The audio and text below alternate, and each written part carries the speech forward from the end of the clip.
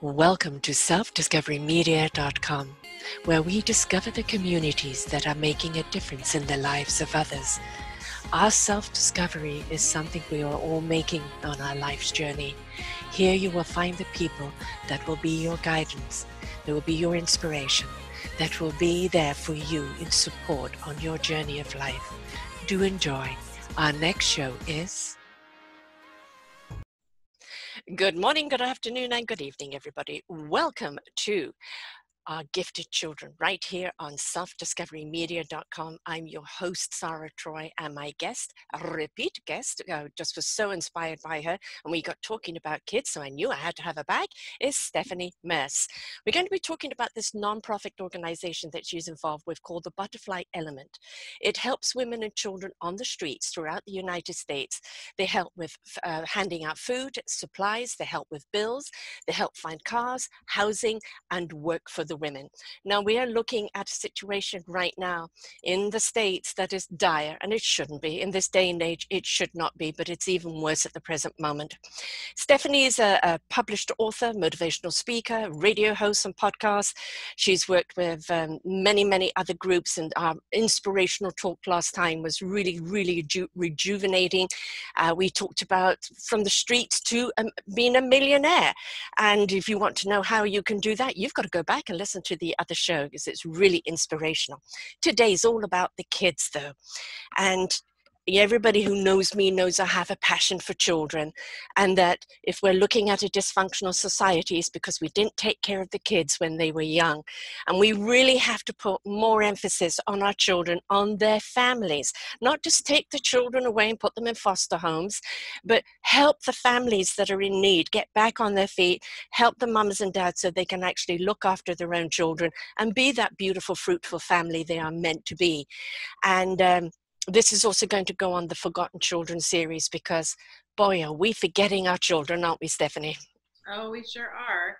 It's amazing how you see such a huge difference in society, right? So you see the parents that are super into their kids and super like doing really good and trying so hard to be good parents and really going above and beyond to make sure that their kids are not screwed up. Like they're trying really hard, right? And then there's the opposite, right? Whereas there's a lot of people who have children that may not have really considered what it takes to be a parent, right?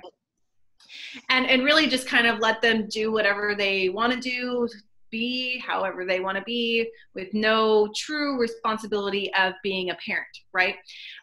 So it's a really interesting dynamic because there's a lot of kids who are hurt by that situation, right? It's very rare for the kid to come out of a situation where the parent's not being a parent. That kid be successful without a serious headstrong mindset child.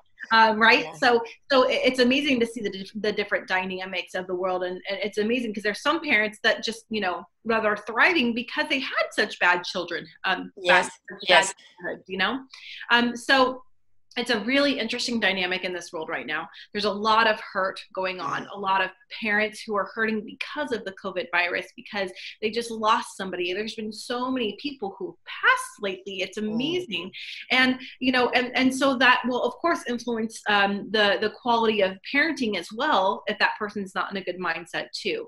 So we're in a very, very unique time right now. We're in a very difficult time for a lot of people, but our children should not be suffering when they are, and they should not be suffering with what they're having to deal with, because think about it. Yes, we as adults are dealing with this, and it's hard for us emotionally to deal with it as adults.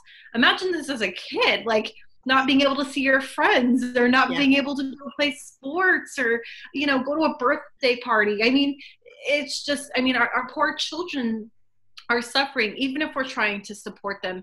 I mean, even the good parents that are trying so hard not to let this affect them in such a negative way, it's still difficult on our children. So really, we're in such a unique time right now where we as parents that are trying, and then of course the parents that aren't trying are really, it's been really hard on those children. So, it's just a very unique time, and it's now time to start figuring out how can we be doing better? What can we be doing to help these children? What can we be doing to influence the children in positive ways? How can we go to the next levels, as people, but also to help these poor children to become the future leaders of our societies. Yeah. I mean, we're having parents who are products of their own upbringing, and then they're generally very dysfunctional, and they're having children, but really, they really are children having children. And it's got nothing to do with age. It's got to do with, with where they are inside. From doing so many shows and counseling for so long, I have realized that so many people have a lost or hurt or angry child inside of them, because as children they were not addressed, or they were ignored or neglected or abused, or in a life where they're constantly taken or shoved around, and between parents or foster homes or grandparents or anything else, and they seem to become the pawns on the chessboard without realizing how important they really are. And when you see statistics of 70% of the people incarcerated in the United States come from foster homes, you've got to know that there's a broken system. When we look at the amount of child porn there is out there, and how big the industry is, we've got to know that there is a broken system. When we look at how many people, how many deaths we see of children, of suicide or murders, we've just got to look at where is the root problem. And the root problem very much is in poverty. And right now, never mind people dying around them, but how many of the parents don't have work? And don't have support and don't know where to go to get it. And this is going to cause anxieties and stresses. And who do they take the stresses out on? The children, because the children feel the stress just like animals do, and they react to that stress. And then the parents get stressed out at the child being stressed. Next thing you know, you've got some wackaroos going on there. And, it's a spiral, constant spiral. So where do we go in and pull the thread? Where do we go in? Where's the root cause that we can go in and help people? And I think a lot of it is the sustainability of simple housing, food on the table, that sense of security that you can provide. I think that's one of the most important things to give security to a family. Absolutely. And it's amazing because when you think of that as such a basic need, right, guys? So like one of my biggest things is as an adult. So I'm an adult now, and I'm excited about being an adult and all. But it's so funny because I look at this as like, oh wow, it's such a basic, obvious need. But when you don't have it, yes, that's when it's like, wow, like I did not realize that that inability of insecurity that was happening as a child. Once I had those things, because I made decisions as a child to have a security, and I was very fortunate to have security and be adopted by secure people. I just want to pause on there for people, because before they go back, listen to the show. At 7.5, you left your parents and went to court at the age of 8 to testify against your mum so you can go and live with your grandma, right? Yeah, exactly. Not every child is as headstrong or determined or has the gumption that you have at that age. So clearly that's something that's within you, but not every child is gifted with that. No, unfortunately, most children feel stuck and are actually stuck.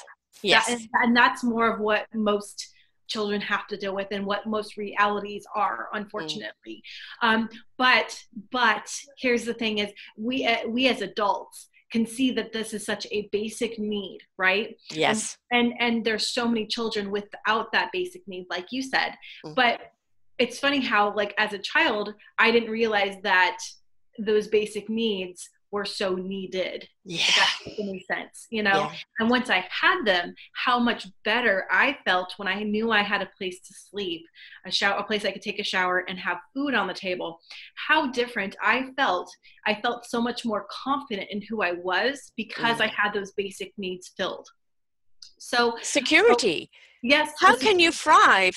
How can you grow if the stomach is hungry and you're afraid that there's not going to be a roof over your head tonight? Exactly. And so that's what a lot of our children are dealing with right now. So one of the things that I am very, very, very, very passionate about is helping women and children on the street, because I was a child on the street with a drug addicted mother. And a lot of people don't realize that when children are living on the streets, it doesn't necessarily mean that they're living underneath a bridge or next to a dumpster all the time. It means they could be couch surfing on a very bad person's couch. Yes. It could mean that they're staying with gang members. It could mean that they're couch surfing is it's still considered being homeless, because you don't have a sustainable home to live in. And so those children who are doing this whole couch surfing thing, that are not doing it with necessarily good people, those are the children that are really suffering too, not just the children that are out on the streets, because both ways it's horrible, because there's not sustainability, there's not food, common food at least, and then there's also not that security that we're talking about, right? Oh, and they're just laid open to be victimized. Exactly. And they are being victimized. Yes. So one of the things that had hit me pretty hard was I went to this presentation, and it was about sex trafficking for children. And they talked all about how there's all these sex trafficking happening, because Sacramento, where I live, is one of the biggest places in the world where kids are sex trafficked. Yes. Wow. Why is that? I'm not sure. Maybe because it's the capital of one of the biggest states. I'm not really sure exactly what the reason for it was, but they didn't even consider the children that were homeless in the statistics. And I know for a fact that most of the children that are homeless are being sex trafficked. Right. So the fact that they're not even being included in the statistics, that at least they was presented, and I went up to the person right afterward and was like, "You're missing out on one of the biggest populations that it's affecting." And they said, "Well, we can't count the kids because we don't know how many there are." And I said, "But that's not fair either, because those poor children are the ones that are really being victimized." So one of my biggest passions right now is to help those women and children on the streets, particularly the children, of course, because the children usually don't have a lot of options or opportunities. Or say. Yes, exactly. Or say. Whereas the women have a little bit more opportunity, a little bit more say than the children. Well, a lot more say, but a little bit, But so this has become my passion because of the situation I was in when I was a child, having to deal with the whole sex trafficking thing and having to deal with the gang violence and couch surfing and living next to just horrible experiences. Yeah. With that being my childhood and coming from where I did to where I am now, I mean, it's very uncommon to see this happen. And I want to show children and other women that it's possible. Right. That it's a mindset. It's about, how do I know where I'm at right now is not good, and how do I get to the place where I want to be, and put the link in it and a strategic plan and take action to make those things happen, and showing children that they have a choice, that they are the ones that can also, just because you're a child doesn't mean you cannot make choices for yourself. It's harder, does not mean you can't make choices for yourself. Yeah. So children, it's still kind of very much the seen and not be heard. Mum's stressed, dad's stressed, I can't deal with you right now. No, the kid has no say. We see that. But also, 3 years ago, I did a couple of shows on sex trafficking. And one was The Abolitionist, and he's an ex-CIA. And he actually, after 20 years, formed his own company where they would go in as Johns and rescue kids and arrest people, and they would have how many people they arrest. And they said, this is wonderful that we're rescuing these kids, but then over there's a whole pile more kids that are being sucked up. And another show where she pointed out that it doesn't, everybody thinks it's just street kids, and it isn't. It's kids, and rich kids. Sometimes it's for a ransom. Sometimes it's because they're maybe higher educated and they sell better. But this is going on everywhere, and that the sex trade, whether it's pornographic or sex trade or trafficking, at that time was gauged to be $150 billion a year business. And if you cannot look at that as being a pandemic in itself, right, as a disease, And, you know, you've got to be looking at most of this sex trade is people abusing, having sex and pornography with children. Right. And when we're looking at that, I mean, you know, we also look at the border there. We don't even know what's happened to those children there. We've seen a lot of rumors where they've been taken out and been taken elsewhere, and they're in the sex trade now, and we'll never know because they're going to keep it tight shut. But a lot of this is going on, and people say, well, how can people let that happen? We've got to understand there are police, there are judges, there are high officials, there are people in parliament that are all a part of this. And I know, oh, no, that can't happen. It is happening. It is happening. And when you've got those people in power protecting what they're doing, how do the people who are working with the people on the street find the resources, find the power, find the voice, find what's needed in order to save these children and save these families that are on the street? Because when there's so much profit to be made out of sex trading, who cares about the people on the street? They don't. They don't. So we've got to step up in which any way we can. And kudos to you for stepping up. And of course, coming from where you come from, you know only too well exactly what they're facing out there. Yeah. And it seems like such a huge, what's really sad to me is that, you know, we are going through a pandemic right now with the COVID-19, but the reality is there's so many other pandemics that are out there, like the sex trafficking is a huge one that should never be a thing. Like I'm so heartbroken that this is a thing. Like, honestly, it makes me so heartbroken as an adult with children who knows what it's like to be on the other side of that. I mean, it makes me sick to my stomach to think people would do such a horrible thing to a child. But there's got to be a way to find like you said, the root of the problem and fix it. And so one of the biggest things that I've noticed is in-home type things, right? Or figuring out how to help the parents, or sending them to jail. That's another big one too, is a lot of these parents that are sex trafficking their kids don't end up going to jail. I've seen that a lot. A lot. So we've got to stand up. Is jail the right place for them? There is this place called hell. I mean, that too, but we can't kill everyone, right?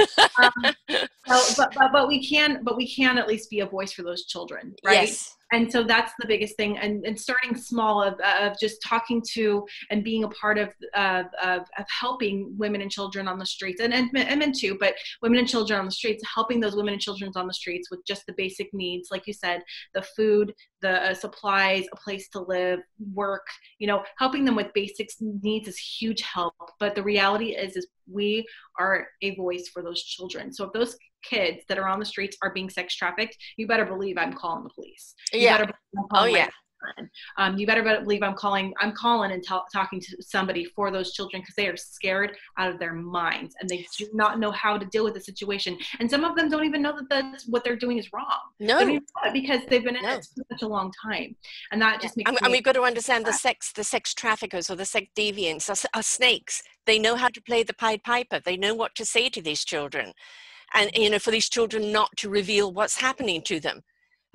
You know, I mean, look at the religious and the priests for so long, and the sexual abuse of kids. And they were told that, you know, God wanted it for them, and not to tell their parents. I mean, when you look at it and you look and you really get to talk to a child that's been through it, it was, well, they're going to hurt my parents if I say anything, or hurt my sister, or what they're doing isn't wrong. You know, and it's for my pleasure. You know, they're brainwashed into thinking that this is okay. And inside it's literally destroying their souls. Yes, exactly. So if we as people who are not in politics or not in, you know, not in any place like a judge or any of that stuff, we can still be the voice for those children. We can still be making a difference in 1, 2, 5, 10 children's lives, because that's still 5, 10 children's lives that you've made a difference for, that then will hopefully see, and you help show them that this is wrong, that then can eventually help other children and show that that's wrong to the other, maybe their friends that are being trafficked that they didn't tell us about, or whatever. Because, you know, the reality is we've planted a seed. Yes. in those children Yes. of this is wrong, let's make it right. And you Yes. know what? It is possible to make it right. It is Well, possible. we're empowering the kids. And that's what we need to do. You know, when my kids were, I think, 3, I put them through a program of talking about what their body parts were, and that nobody had the right to touch them. You know, mommy and daddy in the bath, they can help you, but if you don't want them to touch you and you want to wash yourself, that's all right. This is your body and it's okay for you to speak out, and nobody must tell you to keep it a secret. And I remember being part of a mother's group and bringing this person in, and I got ridiculed by a bunch of parents of introducing sex, you know, to these kids so young. And I said, then you don't need to be there. You don't need to be there with your children. But you know, for me, my kids were all early 80s kids. It's been around for so long. And if we don't empower our children with the knowledge, then how are they ever going to protect themselves? And afterwards, after everybody went through it, they made it an annual thing that every year she came in with the new kids and spoke to them about it, because it empowered the kids. And it also empowered the parents to know that the kids will come and tell you if somebody does try to do anything, or the kid at least has a voice. And it's this whole thing about kids don't have a voice until they're 21 or 18 or leave home, is we need to empower them from the moment they come out you know, of their own voice and listen. And you talked about entitlement children, where, you know, they're a little abusive of life and people and parents and everything else, the spoiled brats, you know, that they think everything is for them. Put them in a situation of volunteering for those that don't have, and let them see the adjustment. Let them see the appreciation of what they have and what difference they can make to other people. We don't see it because we don't talk about it, because people think that, it's not happening. It's just on the movies. It's a rare thing. It is not. It is an epidemic. It is a pandemic. It is a sickness in this world that has been around for a long time. And we have to look also at the sexual deviancy of a man or a woman that will stand by and allow a child to be molested. And to what is in your mind that you will do that to another. Absolutely. Absolutely. And that usually happens a lot with, so what I've noticed at least is a lot of parents who would allow something like that were actually being either raped or molested themselves. They came from it themselves. Exactly. And then their parents usually did too. So it's almost kind of a lineage. Yeah. And it's the pattern, it continues on. Exactly. And if they don't break that pattern, which most people don't, then you know, it just will continue. But if you choose to break that pattern and say, you know what, this horrible stuff happened to me, but I'm not letting that happen to my child. Right. That is where the world's going to start to change. Yes. And it's when people make the right choices and say, I'm going to protect my child. I'm going to protect other people's children. I'm going to be breaking all of the difficult or bad things that happened to me and make them better for the next people, the next generation, the next issues. And that's what I would love to see in today's society, quite frankly, is I would love to see people break this cycle of the child, all the horrible stuff that's happening to children. If there was a way that we could just take down all of that right now and make it to where this is not a thing anymore for our children would be so much better off. Oh, good. I mean, we're looking at a sick society right now in so many ways because of the childhood they've had, because of the repeated patterning. You know, as I said in our other show, the universe has given us, a shake us up to wake us up to step up and change it up. Well, this goes for this too. We're being shaken up, 150 million a year on sex trading, and we don't look upon that as a sickness. The amount of people I've personally interviewed who were raped by grandparents or parents while, mother or grandmother stood by, and the process that they had to go through to their own recovery, but what they're doing today in standing up for others like you saw it, you didn't want to be a part of it, so you were strong enough to stand up for yourself and fight for yourself. Not every kid is. And that now your voice is there for them, for the voices that haven't yet found their voice. And a lot of it is giving children the permission to have a voice. Yeah. Exactly. And that's where a lot of the issues that I'm seeing is that a lot of children don't feel that they have a voice because they've been put down for such a long time, because their kids, those parents were also the same, where they again were put down, didn't have a voice. And so, you know, I don't know about you, but one of my things is I make sure my kids know they have a voice. Oh yeah. Sometimes it's a bit too loud, right? And all of their friends are the same way, where they all know, you know, you guys can talk to me about anything.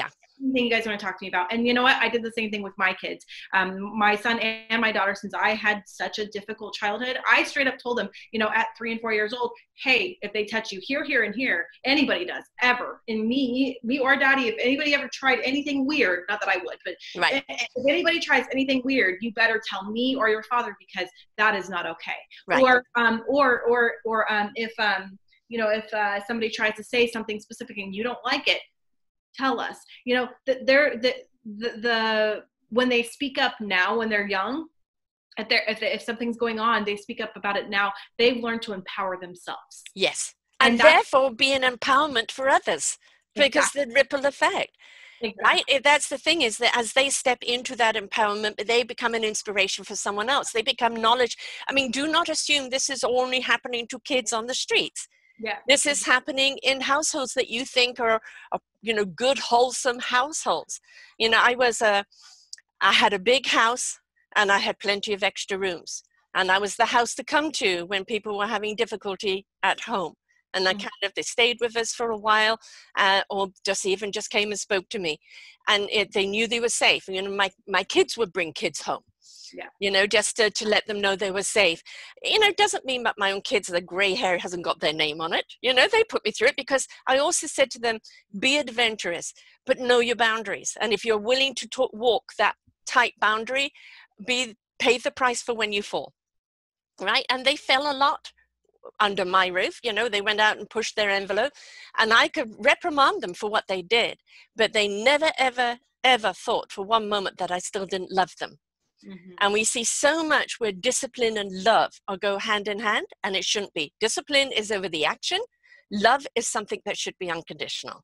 Absolutely. We should not see those two together, but we see that as a source of empowerment of adult over a child, don't we? Yes, very much so. And I think that's also why a lot of children will go along with the sex trafficking thing too, because of the fact that they're afraid with that, because they've had that discipline so ingrained in them, not enough love shown. You know what I'm saying?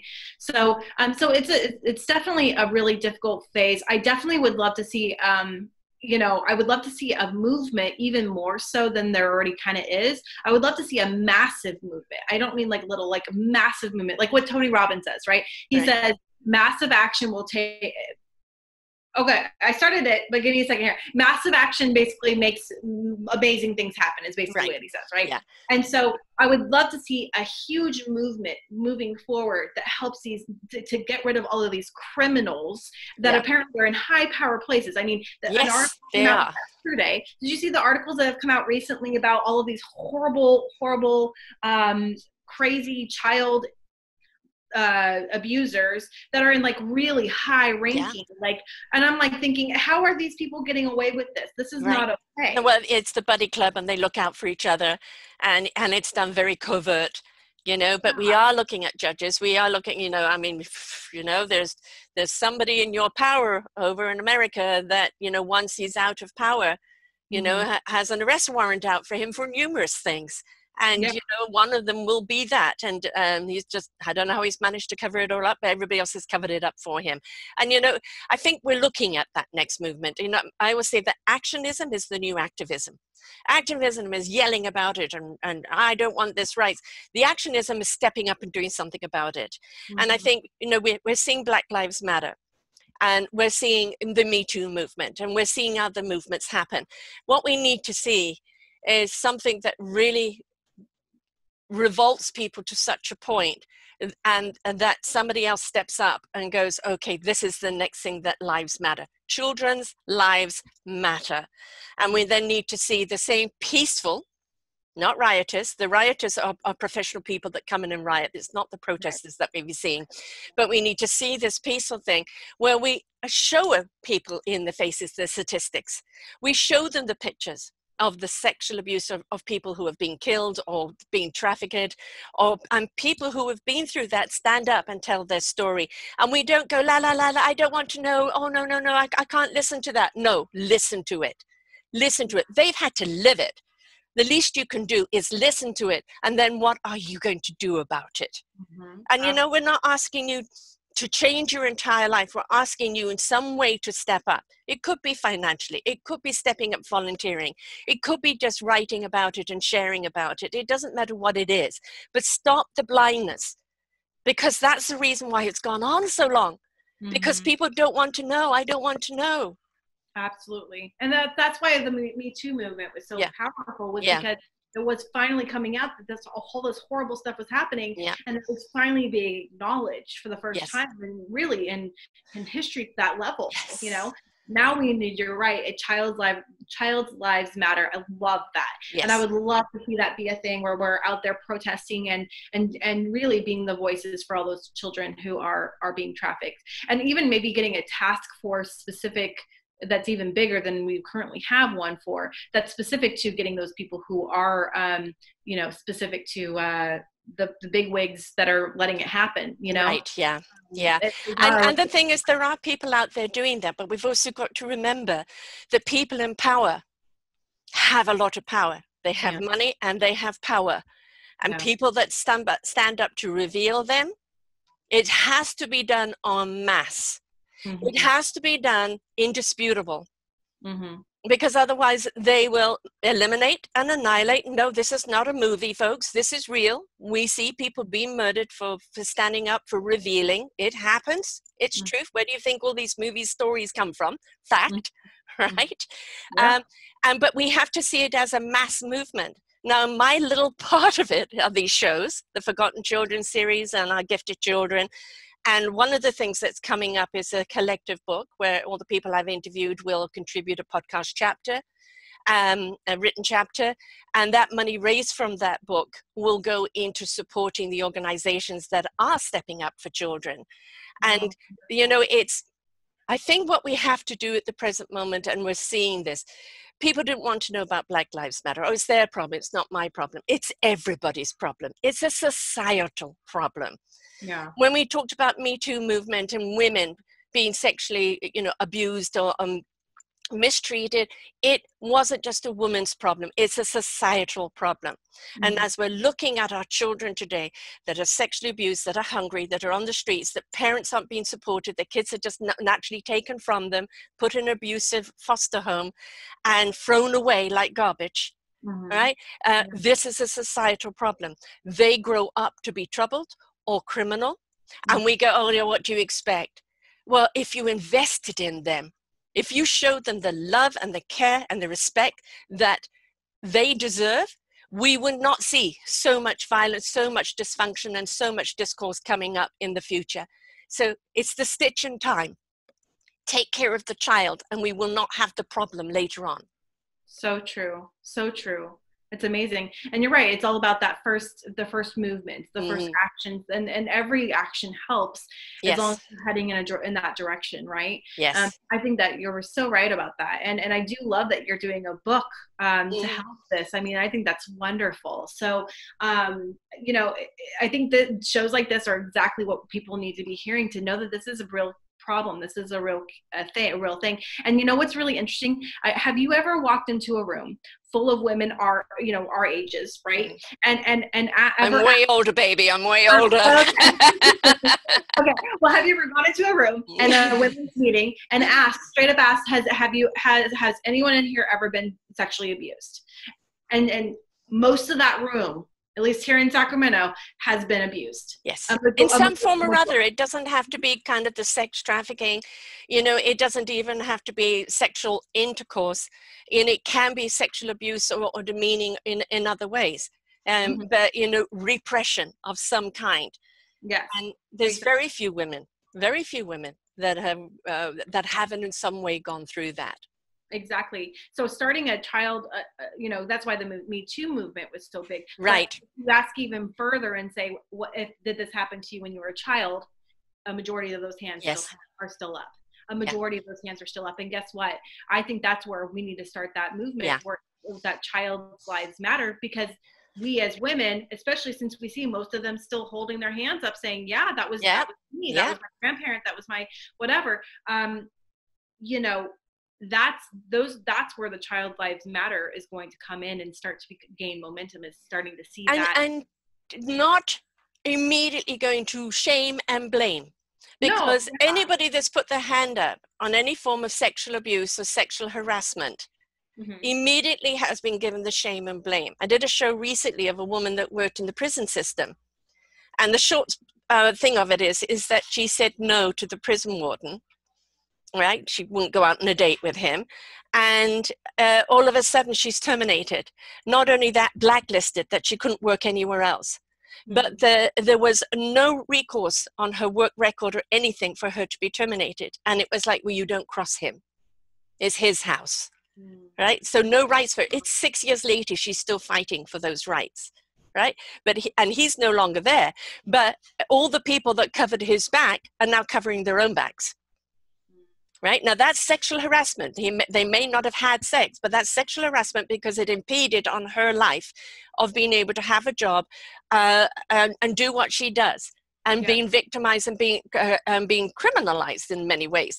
And so this is, whether it's big or small, where I don't care, it's still wrong and it needs to be addressed. Absolutely. That's such a very valid thing that you're saying, because I mean, there's a lot of women who have had to deal with that. Yes. And it's not like, I mean, the number is just, I mean, astonishing to see how many women have dealt with that. What's really sad to me, though, is that how many women haven't spoken up about it. Not a lot of women have spoken up and said, hey, this has happened to me, and, you know, I want to talk about it, or even more so that they don't want to do something to help to where future people, our children and all these other people, won't have to deal with that in the future. So it seems like we've talked a lot about a lot of pandemics, a lot of problems, a lot of issues. And I would love to just say, you know, to help and show some form of resolutions. You know, one of the biggest things that you talked about was helping, being that voice, be the voice for the children, be a safe house for children who are being abused. Right. Call the cops if you know something's happening, even if it's your best friend. Well, you know, if the cops are the problem, you know, there are social workers and societies that are there, which maybe they're the first people to go to, because that's what they understand.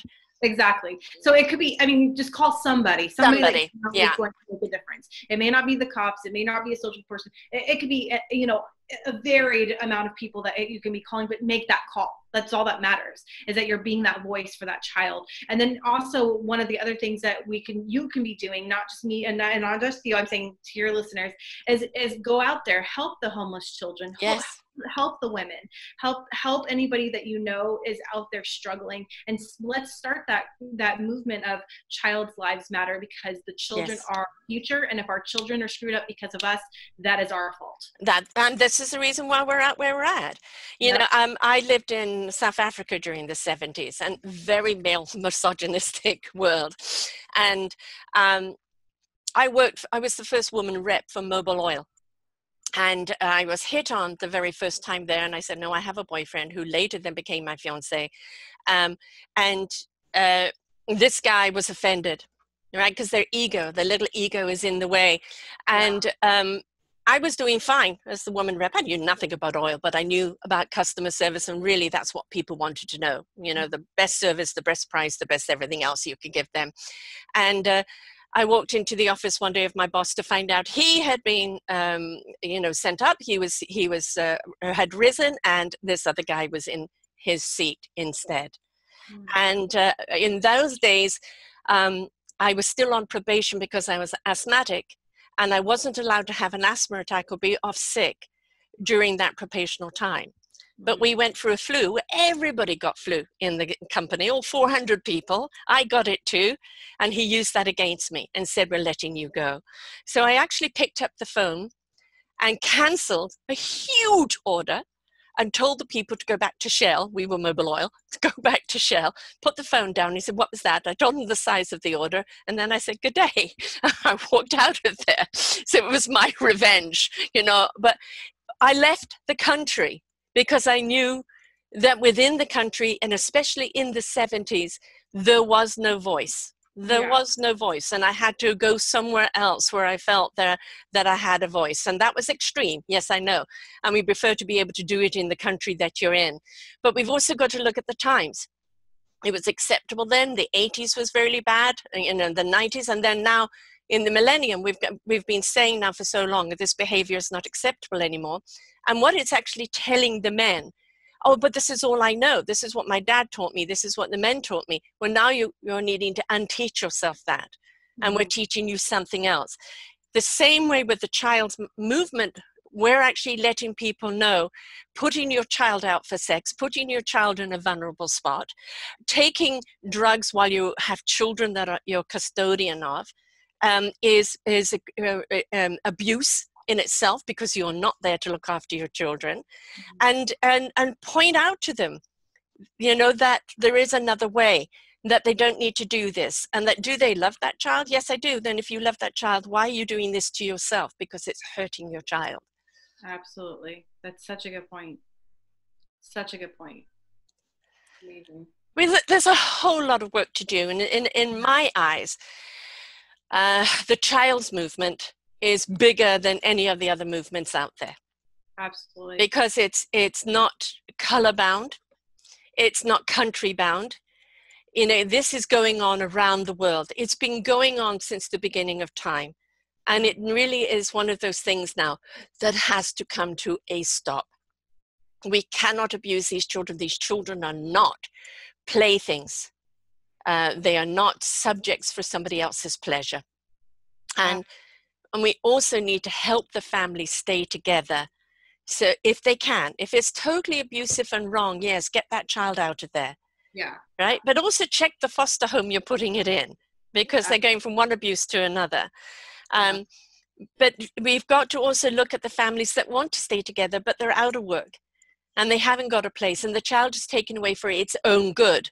Instead of us looking at helping them with a job, helping them with housing, helping them get secure so they can look after their own child. Yeah, absolutely. I totally agree with that 100%. And I think that's where a lot of people are trying to just dismiss the child, right? So like basically like, oh, well, it's one less thing I have to worry about, that if I don't have to put an entire family together and I just have to get this one kid to this one foster care that's already there, it's less work for us. But the reality is in the long run, it's not less work for society, because if that kid ended up going to jail because he went to a foster care, right, horrible, then technically speaking, we actually just paid even more for that child, and now that poor child is lost. They're thrown away. I mean, if people had put time and money on your mother, you know, there is the possibility she could have turned her life around. Now, sometimes we recognize it can't happen. They're too far gone. They cannot be helped. And that you know, people have to want to change. They have to want to receive help. You can't help anybody that is unwilling to participate in the healing, right? But if they want to, and if they know that somebody cares enough to help them, there are an awful lot of people will turn their lives around. And, you know, I want to be that mother to that child. I just don't know how because of my past. But if you show them that you care about them and you help them and have them place that love upon their child more than even themselves, they'll learn to love themselves more and find their way out. But again, it's that free will, That's so true. That's so true. And yeah, it's amazing. Like, I love this discussion because there's so much that's been talked about in this one little discussion here, but so many nuggets, so many amazing things that we've really discussed that is very valid, and things to really think about as listeners, and really evaluate and say, you know, am I helping the way I should? Is there something I can be doing to help? Or even more so, oh, I am doing something to help, but I could be doing it at a different level, or I could be joining this group, and we can be congregating into this rather large children's lives matter type of organization. And so I think that this is all just amazing opportunities. And I would have loved if somebody would have stepped up and helped out my mother, because honestly, even to this day, she still struggles with the exact same thing she did 30 years ago. Yeah. Because she's never had the help, but then again, she's never made that well, right. not really did she ever make that choice. So maybe maybe my life would be completely different if that Yes. was the case, right? Yes.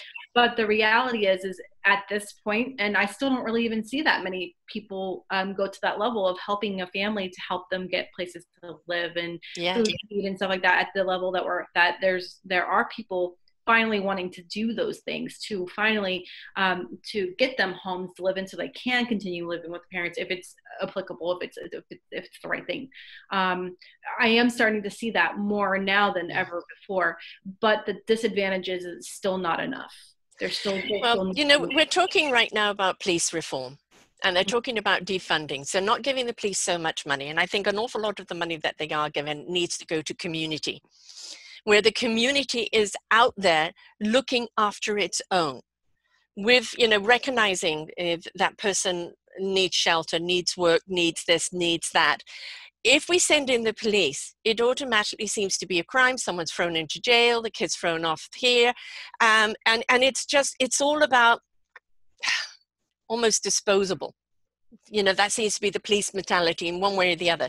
If we have the police back up the social workers and the organizations that are out there on the streets working with the people to help them get back on their feet, we would not see so much violence from the police, and we would not see so much violence in the streets, and we would have communities wanting to participate in their community, because it is getting people off the streets. It is getting people working. They are participating in that community. That community is growing stronger because of it. So I would love to see so much more pocketing. Like when I grew up in England, you had Mr. Plod, the policeman that was the local plodder, the local policeman, and you knew everybody's name in that community. Wouldn't it be great to have a Mr. Plodder in certain areas, in certain blocks? He knows all the businesses, he knows all the people, he knows what to look out for, he knows who to help. We've just got to look at the system and go, that has not worked for so long. We need to change it, and we need to go back to community and more personalization. Mm-hmm. I love that. I've never even heard of that. You called him a plotter? Yes, Mr. Plod was the policeman that was the community policeman. So they would just serve that community. And so they knew the shopkeepers, they knew the people, they knew the troublemakers. They didn't carry guns or anything like that. If they needed backup, they called for it. But they were just the local Bobby, plodding around, so Mr. Plodder. And we need more of that. We need more community police, not bully police as we're seeing. Shoot first, ask questions later. And we also need more of those organizations with the backup of police in certain areas that are needed to go in and try and start shifting things. All this money that goes on war, all this billions and trillions of dollars that goes on war, if you put it in on your communities, invest in your children and the schooling and the housing and the jobs, what a different society we would have around the world. That is so true. And what I find very interesting is the people who are who've struggled and decided to go in a very negative fashion in their lives. It's usually the ones that feel like they've never been heard. Right. They're usually the ones that feel like they've never, not just that, not had a voice, but they've never been heard. So if the reality is if we had these Bobby polices, or I'm sorry, Mr. I called him Mr. Plod because they plod around. They're a Bobby, policeman Bobby, but Mr. Plod because they're community policemen and they only serve that community. On the street, walking around, plodding around. I love it. So we had this guy, right? That literally knows everybody. That literally has acknowledged each one of the people in the community. Yes. Plus, we also had more money in the systems for the teachers to get to know the students. Yes. Yes. Plus, we had more money in the systems to make sure that there's enough housing for everybody. Right. Right. So if we had all of these things kind of just where people are being acknowledged and heard. Right. I really genuinely believe that the crime rates would come down, that the child pornography industry would massively come down because people are being heard. But the prison system is privately owned. They have dealings with each of their communities, throw them in jail because they'll get paid. Yeah. And they pack them in like sardines and like animals. And so if you treat someone like an animal, they're going to come out like an animal. In many ways, they come out worse than an animal because most animals have more compassion. Right? So how you treat people, how you water the seeds, how you nurture those seeds is how it's going to grow. And so if you nurture animosity or fear or disregard or treat someone as just being a loser and a violent and a this person, that is the way they're going to grow. So we need to change our verbiage, our approach, our entire system has to change towards each other and towards everybody that is, there. We've also got to look at, why have we got so much more mental instability today than ever in history? What is going on that we have so much of that? Is it because those traumas after generations are building up in the psyche, and that people are just literally coming into it and just don't know how to cope with it anymore? Right. Well, I also noticed that there's also less, like, I know here in the States, at least, there's less mental institutions for people who are struggling. There's not really a lot of places to go aside from to like a therapist, but not everybody can afford a therapist. Right. So that makes it really difficult. But then there's other people who are trying to be therapists that aren't like necessarily trained properly. Right. And so, so it's almost like it's become an issue in my opinion because of the lack of ability to access that help. Yeah. Genuinely. And we know that institutions immediately is drug them, keep them quiet. Yeah. Put them in their little cell room. Yeah. Dehumanize them. Yeah. Right. And if you're going to dehumanize someone, how can they rise up? Exactly. Which is funny because it seems to be like a bit of a, not funny, but just interesting, that it seems to be almost like a theme, right? So you're talking about how we're quieting the people who are having mental problems. We're quieting the prisoners, which again, prisoners should not have certain rights because they've done something wrong. Right. However, they should not be quieted, and they should still be treated humanely, right? We are talking about quieting the children who have been hurt, right? We've talked about how the parents are being quiet, are making everyone be quieted, and who's really the ones that are out there speaking right now, right? So we're talking about how everyone's supposed to be quieted, and how many people are being put down and suppressed. Yes, exactly, suppressed, silenced. But who's really out there speaking for the people who actually matter? And the problem right now is I think that we all need to stop being silenced. We all need to be that person that's out there talking. The boiling point is there, like it was with Black Lives, like it was with Me Too movement, like it is with the environment, the boiling, everything is reaching the boiling point. And that sadly, it will take something to happen that is so horrific in the news that it will be enough, the straw that broke the camel's back, and then that movement will happen. And the thing is, I don't want the movement to be pitchforks. I want the people that are out there in the movement to understand what's wrong. To even understand the Johns that do the prostitution. Where did they come from? Yes, they're doing something wrong. Are they completely throwaway? Oh, can they be rehabilitated? The people I would throw away are the people in high power that are knowingly allowing this to happen when they're meant to be in a place of trust. Right. And they're meant to be in a place of safety. And those people, not only throw the book at them, I just send them all to Mars, delete. I'm sorry.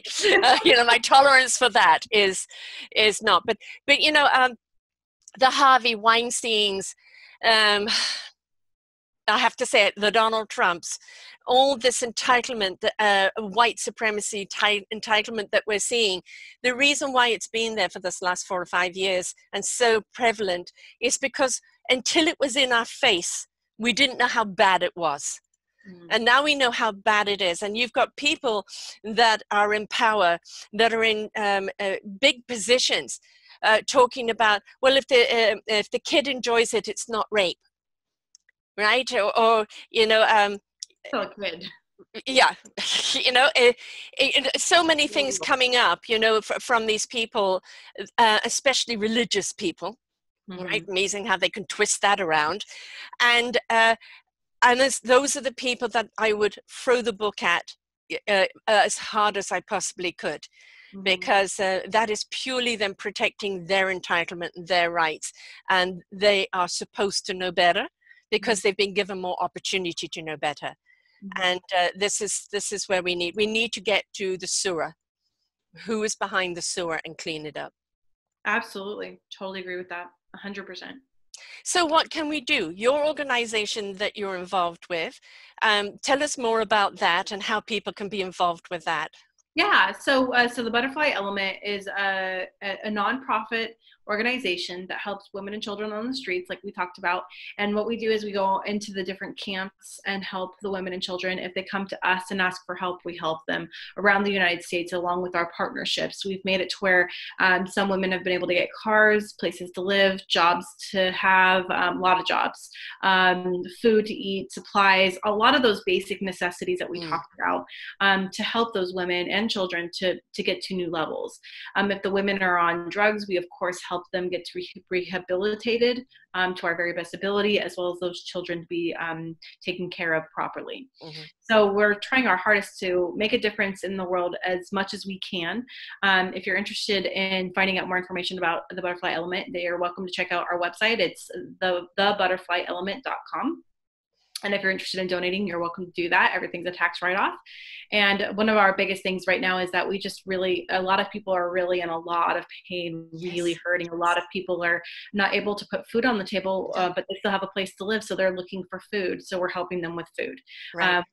There's a lot of people who can't pay their SMUD bill or their electric bill or their gas bill right now, but they still have a place to live, but they're just so hurting that we help them with that. So we're all about how can we be helping those women and children. We also have free coaching opportunities for some people too, under the Butterfly Element, which is like business coaching, life coaching, like that kind of stuff too, for a few coaching sessions to where those, so people can start getting on their feet again if they need that extra additional help. Yeah. Wonderful program, and we really need to see them everywhere, like pocketed everywhere or joining up with other organizations. That's how we're going to do it. It's not pocket here, pocket there. It's the network, the spider's web, that we need to see everybody who's doing this kind of work join up and support one another. It reminds me of an interview I ever did of a gentleman who was in an MLM, and he started training people to be in the MLM in third world countries. And ended up being people, you know, becoming a distributor in a country where their only option would be to marry whoever, you know, or not to get an education. But this is a way that's given them liberation to support their own family, so they didn't have to marry who they didn't want to marry, or they could go and afford to get an education. And this is the thing. There was another gentleman that Womananity. He helps women from around the world get that education so they have options. He also started a radio station in Saudi Arabia or in other countries, Iraq, etc., for women, to speak to women. And he was saying to me, but there's only 40% men listening. I said, what? 40% men listening to women's issues? And I'm complaining about that. That's 40% men who didn't give a damn about women's issues beforehand, now are listening and learning. Yeah. Right. You know, so, and these are men that have stepped up and done this. So don't think this is just a woman's job here. This is everybody's job. And it doesn't matter how, you know, what it is you're doing. Neither one of them thought they were going to do this, but they saw the need. Yes. And so they created a solution. So, you know, you may want to, you haven't got the time to go in and do this and do that, but is there something else that you have? There is a program called freecodecamp.org, and it's teaching people how to code. And there are a massive amount of jobs out there on coding on all different levels. So you can do it at whatever level you need, and they will get the person the job, and they'll train them free. So for a lot of people that want to work at home because they have kids, they can learn to do this and work at home and have the money coming in. And they created this because with everybody going online, they're desperate for coders. So that's freecodecamp.org. So there's so many solutions out there that, you know, isn't, if you just going down to your local whatever, is what else can we do to help empower people get back on their feet and provide on their families? And then we look at the emotional side of it, and we look at the, you know, the psychological support and everything else. But first, get food in their belly and a roof over their head. Yes, so true. I love it. So there's lots of ways of doing it, and you know, I love it when people step up and create another avenue for people. And we're seeing this more and more around the world, and I think it's fantastic. And, you know, especially when this book comes out, I'm going to be putting out those various resources for people to turn to. because it's important. You know, a lot of people say, I hear you, but I'm not near that, or I can't do anything other than just support financially. Well, what's in your neighborhood? Mm-hmm. What's in your neighborhood that you can do? I've got kids of my own, I don't have time. What can you do with your kids in your neighborhood? It's an excellent lesson for your kids to be helping other kids that don't have what your kids have. It's Right? true. Absolutely. We do that with our kids every Thanksgiving and Christmas because again, I came from nothing, but my kids have had everything. I mean, everything they could want and more, right? And so we'll intentionally go and see like other families that we know are in need. So we'll have our kids go buy different gifts and stuff for the kids or food or whatever, and hand it to them, and then make them nice little notes showing them that they matter, you know, because again, those kids feel like they're not being heard. Right. And that's also why I did with Rotary here in Sacramento. We actually do a thing called Shop with a Cop. I don't know if you've heard of that before. No. But so one of the biggest things that for me is I was really afraid of officers for a really long time. Really afraid of them, like really afraid. And so I started a thing with the Rotary, not started, but I've been working on it. It's called Shop with a Cop. And so what it is those underprivileged children are getting basically they get to go out shopping with an officer that's a good guy, you know, good people. Right. And we have 40 children come into a very large, well-known store, and they're given $150 to buy whatever they want to buy, and they have like 4 hours to go shopping. And it's amazing because those children, even though it's stuff, the reality is they got an experience, they got to be heard, they got to talk to somebody. And there's been some cases where, you know, those officers found out something about those children that they didn't know beforehand, right? And, you know, they were able to finally talk to somebody that they thought would actually help them. So, you know, you never know what's going on. And the reality is, you know, even little programs like that can make a huge difference for our communities. Yeah. We've got to understand the ripple effect, you know, and every little counts. It's, I don't care whether you drop an ounce or drop a pound, you know, it's do something. Just please don't block your ears and your eyes and say, oh no, you know, it affects my spiritual equilibrium to watch this stuff. Well, you know, part of being a spiritual person is embracing everyone, you know, the broken and the whole and those trying to be whole. And it's also, you can still have anger as a spiritual person. It's what you do with that anger. Put it into productivity, put it into solution. Put it into something that will have a positive effect and that will grow. But just don't sit back and go, la, la, la, la, la, la, because we've seen too much of that for too long. Absolutely. Absolutely. So I want people to go back and listen to your other show, From the Streets to Millionaire, because then they've got to know, how did you get to be a millionaire from the streets, you know, because you share your how and why and what drove you. And so I want people to go back and listen to that. So all they have to do is just put your name in here and selfdiscoverymedia.com, and both of your shows will come up. But also on your personal side of things, on your business side of things, share a bit more about that. So on the business side, I'm a vice president of an investment firm. I'm also the CEO of a women's empowerment group, the president of the nonprofit we talked about today. I'm also a published author of 2 books, as well as a speaker around the world now, and podcaster, radio show host, and have a coaching program, as well as a consulting firm. So I don't like she really, you know, doesn't do much. Very lazy. That's it. So if anybody wants to ever get a hold of me or wants to talk to me about anything, I'm here for anybody who has any questions, any concerns, I mean, anything. Please feel free to contact me. You can go to my website. It's stephaniemearse.com, and I'm here 100% for anybody who wants to reach out about any of the above, and there's a lot of options to talk about. Yeah, exactly. And just spell your name so people who are listening who need to hear it. Yeah, it's STEPHANIEMEARSE.com.